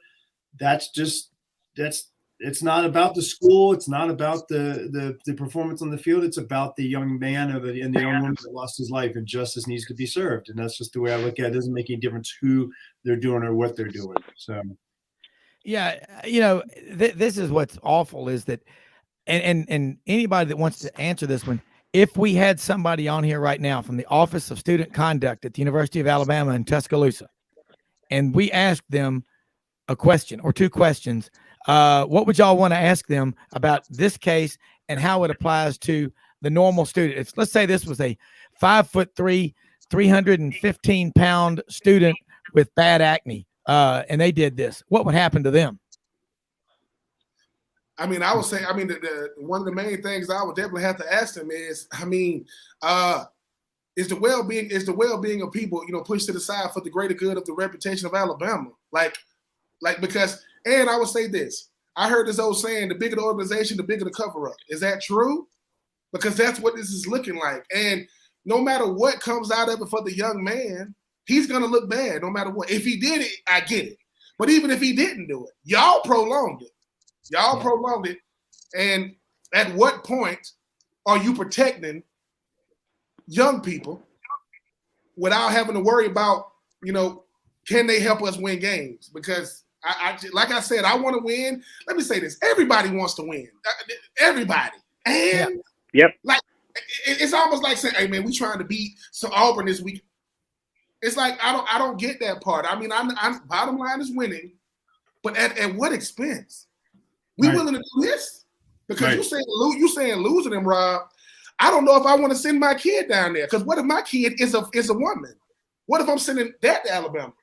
Because I would just have to ask them the hard questions, only because you paid to answer those hard questions. I would say, at what expense do y'all want to win games? Because it's looking like that at this point. And here's the other thing for me too, guys, is like when you talk about winning and losing games, I mean, come on. It's a freaking sporting event. I'm with you, man. Everybody wants to win, but let's keep our priorities in line here, right? I mean, like, the fact of the matter is, like, everybody wants to win games. Everybody wants to have a successful season. 3 years from now, 4 years from now, you're not going to remember if you beat Alabama or Auburn in the basketball game that 3 years ago. It's irrelevant. It's irrelevant. It's only important at this point in time in the calendar year and where we are right now with everybody. But it's irrelevant in the big picture. What is not irrelevant in the big picture is the crime that happened and the lady that lost her young life and the family that has to deal with that now forever and ever and ever and ever and ever in their lives. That's the big picture. The game is a small little blip on the radar, but unfortunately it gets blown into the most important thing at times, and it's wrong. It's just wrong. The question that I would ask is, it's really simple. Since we're dealing with a prominent student athlete, do you feel powerless in your job to make the adult decision? And the answer is, they're not going to answer that question, honestly, because they know that their job is in jeopardy. They'll look, if you want to find an excuse to get rid of somebody, it's really easy to do, because you can't be perfect in a college, setting anyway, working in these type of jobs. And so these individuals understand the power hierarchy, and they understand they have none. And so this is why, if you want to stay along, work your 25 years to get your pension, get the best health care available. If you're ever looking for good health care, work for a university. I'm just throwing that out there right now. But as far as the winning and losing, I've asked this question back when I worked in athletics to various coaches, and these are coaches who've been coaching for 40 years, 50 years, and some that have been coaching for 5. I was always curious about, knowing in their heads they're cheating, and how they justify wins with that knowledge of cheating. And everybody 100%. The answer is, well, everybody else is. And that's how they justify cheating. And for me, I couldn't to me, it would be a tainted trophy, knowing if I cheated to get a trophy, I couldn't. It's like, it doesn't mean as much for me. And yet these coaches in college athletics, they all go down that same path. If rules are broken, everybody else is doing it. And that's how they justify it in their heads. Well, you know what, on that note too, I mean, Johnny, the thing that plays such a big role for the coaches these days are the incentives. So the lines get blurred on what is worth cheating and not cheating. Because, hey, if you're going to win and get to the SEC championship game in football and you're going to get a $500,000 bonus. Yeah. And then, by the way, if you do get caught cheating and you get fired, you still get the buyout clause in your contract or whatever, and you're going to walk away with $8 million. It's worth it to try to cheat because – you throw your morals out the door because you got all the money coming in, and no matter what, you're going to be okay. So, I think that's a big problem is the amount of money these coaches make, and it blurs the lines on what's right and wrong. Yeah, and I don't have a problem with incentives like winning national titles or even conference championships. Right. But say, for example, you get an incentive to make a bowl game. You're hired to make a bowl game, and yet that's why we have been stuck with so many bad college football games. Is because everybody's trying to get that magical 6th win so they're bowl eligible, because not only do coaches get their bonuses, the ADs get bonuses too for that same reason. Well, think about this, guys. Jaden Bradley is another Alabama player that was at the scene. I'm being reminded of that right now. And he's alleged to have used his vehicle to block in that car. So look, this thing's it's growing. It's getting bigger by the hour, and so hopefully it's going to be resolved soon, because we got the rest of basketball season, but this is way beyond that. All of y'all are right, and you think about how long Jerry Sandusky was on the staff at Penn State for 32 years, guys. 32 years of nightmarish behavior, and how long did they cover that up? And, apparently it was like, well, that's old Jerry. He's a great defensive coordinator. Well, they took away 152 victories from Penn State initially, and then they gave them back. But I've never given them back. Penn State, you lost 152 victories. But, guys, y'all are all right on target. We're going to talk more about this in the final segment. Right after this quick break, Tommy Kane, Ben Troupe, Johnny Ballpark Franks on Sidelines.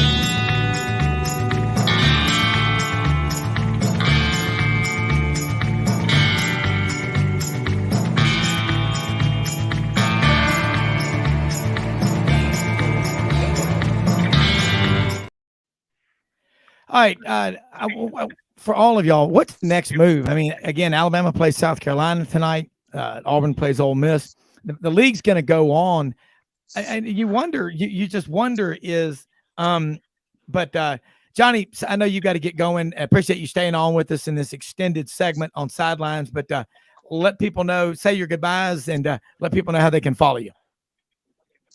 Yeah, one of the things too, before I go, I'm curious to see if Commissioner Greg Sankey makes any kind of public comment. And so that'll be the thing I'm waiting for. We'll know tonight when Alabama takes the court where their mindset is.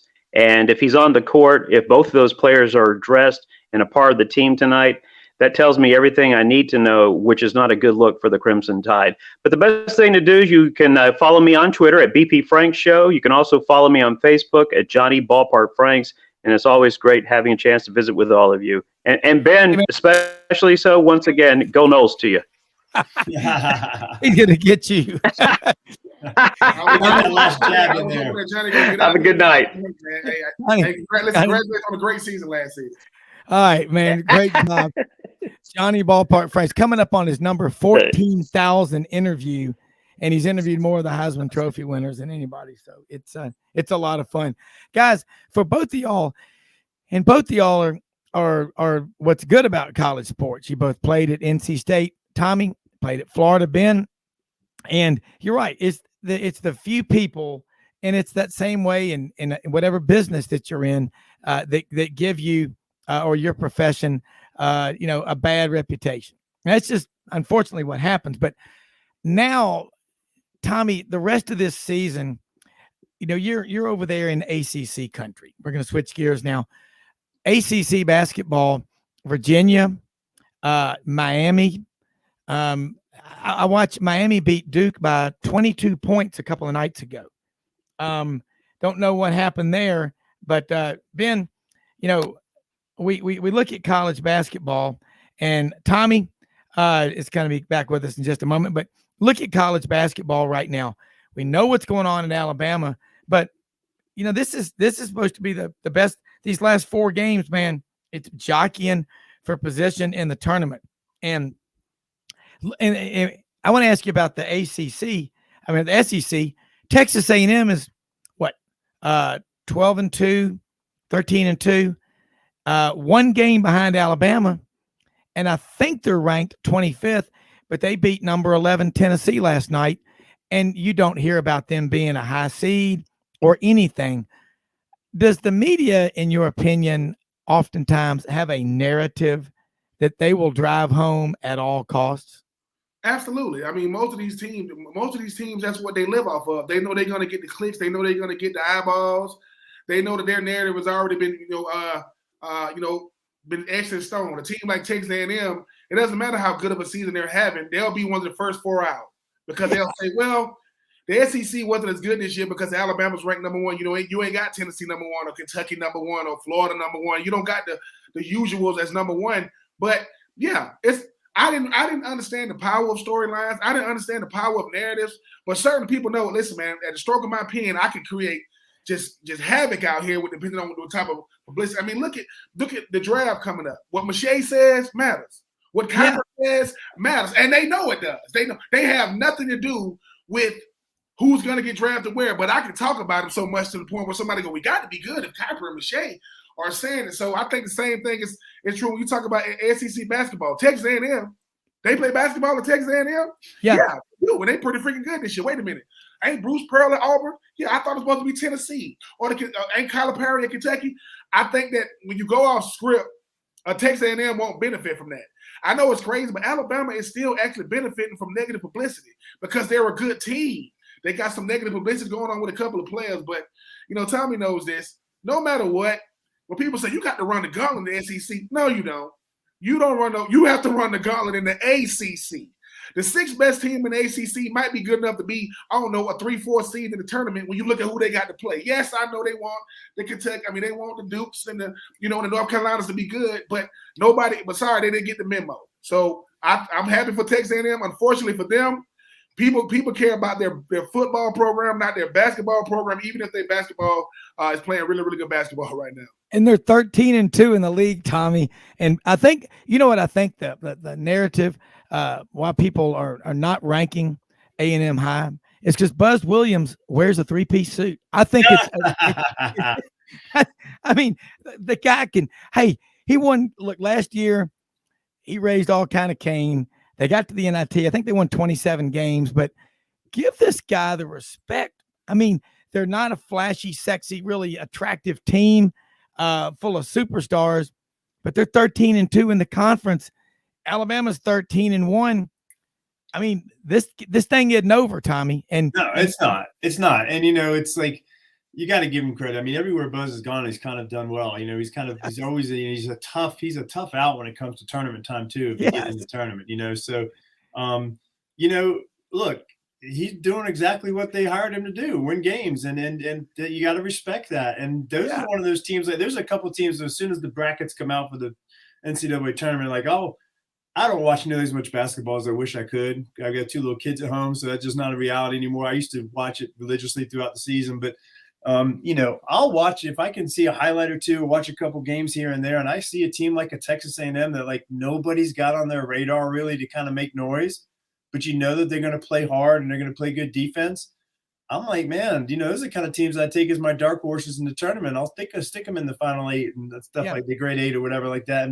And I usually do pretty well in my pools because I picked that one dark horse. But yeah, man, Texas A&M, Buzz is a great coach. Let's just he's fiery. I love his passion.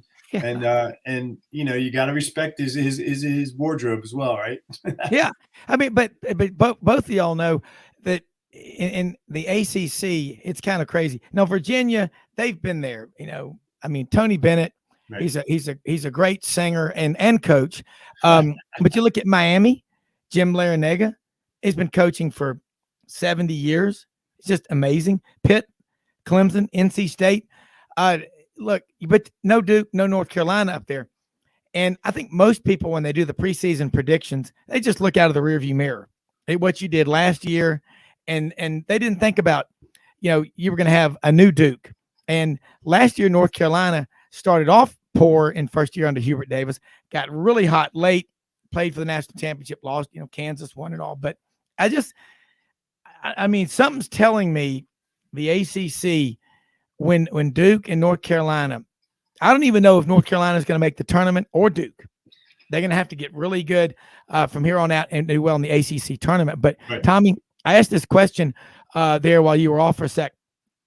Do you believe that the national media has a narrative that they will drive home no matter what to fulfill what they see is supposed to happen in college basketball? Because that's the only other way to explain Texas A&M gets no respect. They're ranked 25th, and they just keep beating all these ranked teams on the road or at home. I can't explain it. Well, you know what? Yeah, I think you're right, Rob. I think there's a narrative for sure. I mean, come on. It's just, in college football too, nobody gives like the Cincinnati's the respect when they had a good year or the other teams because they're not supposed to have a good year. They're Cincinnati. They're not like a football power, Same thing in basketball. Texas A&M is not a basketball power. You're talking about basketball and the narrative that everybody's going to pick up the, click on the clickbait on the website or whatever. It's articles about Chapel Hill, Duke, and Kentucky and the big and UCLA's of the world, the teams that everybody wants to know about. The fact of the matter is Carolina was preseason ranked. They're on the cover of Sports Illustrated, #1 in the country, preseason ranked, and they're not going to they're probably not going to make the tournament. They got to really play well in the last 3 or 4 games here to have a shot at it. And, but that's the story. Everybody wants to know about that. They don't want to know about the Texas A&M's because it's not sexy. It's not sexy. I'll tell you this, though. I looked at Texas A&M's schedule because I was kind of curious as we were talking about them. I think what's probably one of the things is they had some bad losses at the beginning of the year. They lost to Murray State, Colorado, Boise State, Memphis, and Wofford. So, when you start – the Terriers in Spartanburg. That's right. The Terriers. So, there's a couple of losses in there that you just look at and you're like, it's probably rather not get as much respect as they should. Now, granted, at the end of the day, as a coach, all you want to have is your team playing well when it comes to tournament time at the end of the season, and he's got them doing that. So we'll see how it unfolds because who cares about the rankings? Like, get into the SEC tournament, do really well, get yourself a good seed in the big dance, and let it fall. Rodney Dangerfield was an Aggie. That's all I have to say. I tell you, I don't no respect. It's just no respect. Hey, take my wife seriously. Take her. That was Henny Goodman. But Ben, I'm not a comedian. Seriously, I'll keep my day jobs. Ben, chime into what Tommy said. I tell you what, when I get y'all two together, Johnny and Dudley and all this, it's getting a lot like getting the band together, man. We're having our own, Woodstock on Sidelines. But Ben, let's go. I agree with Tommy. Look, if a kid's get recruited, they say, man, my kid's going to A&M. Oh, really going for Jimbo? No. He's 6'8". He playing basketball. And they go, what? Basketball? Right. So it's the same thing with Cincinnati. My kid's 6'5". Oh, he going to Cincinnati. Yeah, to play basketball. No, he's going to play football. What? Yeah. And the thing about it is, even when, listen, the thing about North Carolina, Duke, the Kentucky's of the world, UCLA, when they're bad, everybody takes notice. Like, what's going on? Because we've just grown to expect them to be good. Like if you want to see a slow moving game, watch Virginia basketball. You might see half court. It is the slowest. Like, it's almost like you could turn on a game 3 years ago. You like, dude, what's going on? They believe in defense at UVA. They gonna Yes. the final score gonna be 48-40, Right. and UVA gonna win. But that's the thing. The ACC, you have to play a style of basketball to win. You can't just play.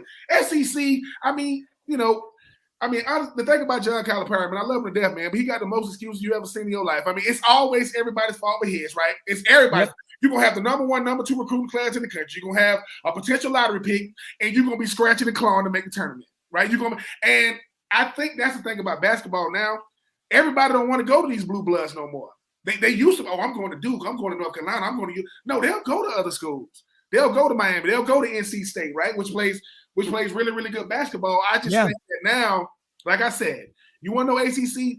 2 words: Leonard Hamilton. This dude runs the gauntlet at Florida State. And like I said, I don't want to, I know Johnny Ballpark would love the fact I'm giving Florida State some love. Their best season was 2020 during the pandemic season. Whole season got shut down. They're getting ready to go play in the ACC championship game. Them and Clemson. They run out on the court, and they say, "Oh, the season's canceled." Think about that if you're in Hamilton. I finally got a shot to be one of the best teams in the ACC in the country, and the season gets shut down. Yeah, so, life ain't fair, people. But I will say this: if you can beat ACC basketball, is equivalent to SEC football. If you can beat ACC basketball teams, you can beat anybody, and that's top to bottom. ACC basketball is good. Yeah, sorry, Chapel Hill. Oh, I'm sorry, Tobacco Road.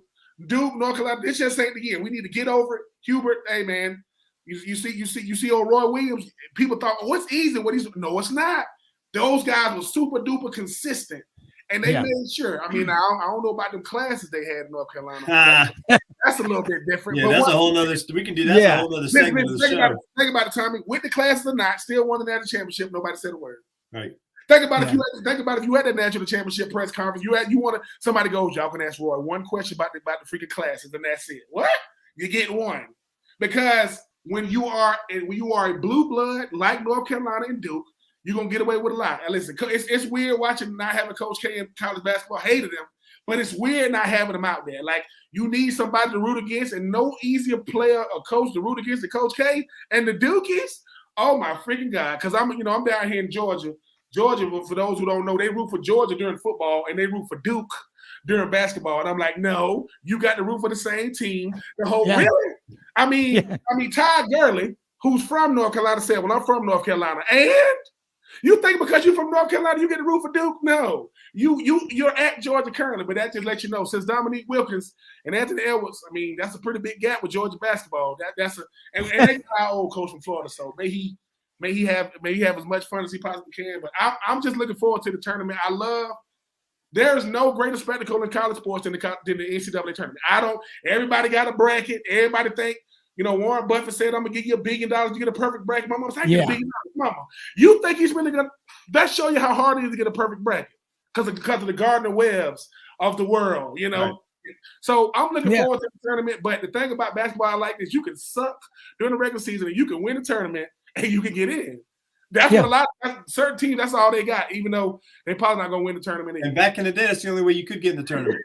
Back in the day, you had to win your conference tournament to even go to the NCAA tournament. That's how in 70, in 74, even in 83, when NC State won the old national tournament, they only won it because they won the ACC tournament down here in the Omni. Yeah. And they stopped because they had 10 losses. They weren't going to the dance because you didn't go to the dance unless but they won the tournament and they got in. But back in the day, in the 70s and stuff, you had to win the ACC tournament to get in. Yeah, guys, look, this is unbelievable discussion on here. Hey, we do about 25 shows a month. Hit that Patreon button on the www.sidelines.live show website, Patreon. It's at the top. It's easy. Jethro Bodine and Uncle Jed can do it. You can do it. $5, $10 a month. We're putting about 300 plus shows a year out. A lot of content. And we'd love you to be an investor in Sidelines. Guys, both of y'all brought up great points. The story in college basketball is that Duke is not good and North Carolina is not good. It's not that NC State's ascending, that Clemson's had the best year in memory, that Virginia's on top, that Pitt, and you're right. It's about the brand. And guys, look, do this. Put God first in everything you do. Most often we see the face of Christ in the least among us, and we're the most blessed country in the world because we can get on here and talk to Ben, talk to Tommy Kane. We do this kind of stuff 6 days a week. And guys, both of y'all, we got about a minute left. Right now, Who do you think are going to be, if you had to guess, the biggest losers in this whole situation at Alabama as it's beginning to really play out by the hour? It's going to be the family of that young lady, because the thing about it is you hearing from everybody but her. You ain't hearing from her child. You ain't hearing from her mother. And they always get left out. Why? Because they just were at Alabama. They don't contribute to the bottom line. And so to me, that's why. Listen, the victim always gets left out. Outside of press conferences, this and the third, we need to be more advocates on the side of right. So for me, it's going to be the victim's family, because if the victim is gone and the people who are involved get to run out on the court, that's confusing to those parents. Yeah. Tommy? I'm going to hold my microphone and just drop it. Exactly what Ben said. Mic drop. He's dead on it. It's the victim and the family and the pain and suffering that they're going to have to go through for the rest of their entire lives. Yeah. And that's the ultimate thing. And the people that are involved, I don't care what you are, if you're the president of the United States or the president of the university, whatever, if you're involved, you're a human being, you hold them to such. Yeah. No matter what your title is or how many points you score. Yeah, I'd love to see somebody read the Alabama Student Conduct Code of Ethics. How many students have been expelled in the last year for what compared to this? We'll talk more tomorrow. We're out of here. Have a great day.